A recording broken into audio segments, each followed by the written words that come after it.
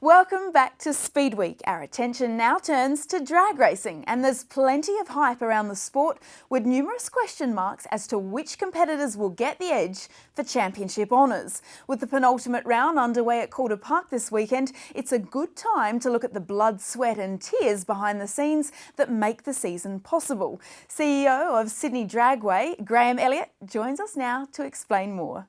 Welcome, Graham. Thank you, Summer. It's good to be here. Now, blood, sweat and tears, how fair is that assessment of the work involved?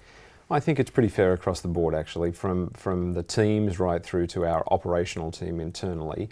There is a fair amount of blood, sweat and tears that goes into it. If you consider the work that the teams have to put into it to prepare to arrive at the track, and the work that the team internal to the track has to put into preparing it and facilitating the event, it's pretty time consuming and pretty all encompassing, I must say.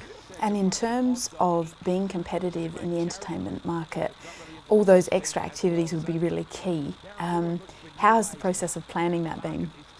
It is key. You know, when people turn up to events these days, they expect you to have a variable, a point of difference. And it's not just about the specific entertainment that drag racing is, even though drag racing is probably one of the most amazing sports from the perspective that if you take Sydney Dragway as the example, and you've been there, Summer, it's like an elongated coliseum. So no matter where you sit in that track, you can see all the action unfold, and that's quite rare in sports these days, in motorsport in particular. Sydney Dragway provides up to 4,000 seats undercover now, so all the counterlever shade cloth is all up, and so that's another part of the venue's betterment. And then there's seating for an additional 8,000 people. So the venue can house 11,000 people. When you consider trying to entertain that many people on the ground, it takes a huge amount of effort from the team, and it takes a huge amount of diversity in what you actually offer those people, because no one's the same. So what we try to do is we've introduced features for children. So we've got everything from funfair rides, we've got motocross, we've got stunt bikes, face painting, clowns, you name it. There's a plethora of things that entertain the children. And for the adults, some of the off-track entertainment are the Shannon Show and Shine. We have 4X coming in with their retreat, and then again the drag racing itself, which is absolutely spectacular. So I think it's about having a very well-rounded offering to the public to treat everybody.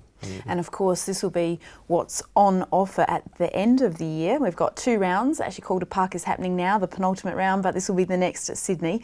Tell us about the excitement brewing. Obviously a lot of hard work, but excitement too. It is. It's very exciting to be able to put an event on like the Australian Nationals, which is the 1st through to the 3rd of November, is a wonderful thing to be part of. And you can feel that excitement building up internally, and you can feel the excitement building up externally with the people that are interfacing into us. So it's a very exciting time for us, and as we touched on before, it can be quite an exhausting time as well. So it's nice to get through it and hear all the good feedback, and then I think after it everybody sort of takes a bit of relaxed time, and then we regroup and move on to the next project.